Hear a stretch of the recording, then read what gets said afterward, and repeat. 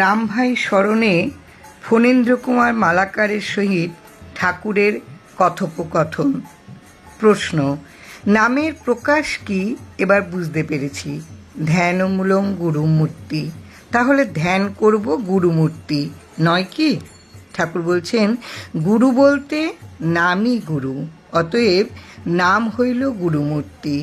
ধ্যান বলে চিন্তারে, নাম চিন্তায় গভীরভাবে নিমগ্ন থাকারে ধ্যান বলে।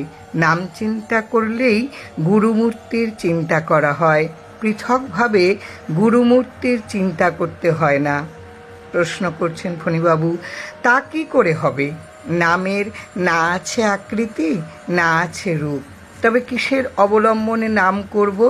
ঠাকুর বলছেন, নাম চিন্তা করতে কিছু অবলম্বনের প্রয়োজন হয় না। নাম নিরবলম্ব, অকল্প, শূন্য। নাম চিন্তায় তন্ময় থাকারেই শূন্য চিন্তা বলে।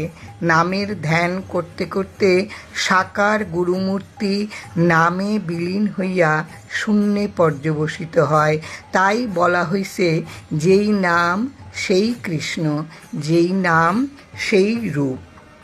জয় রাম, জয় রাম।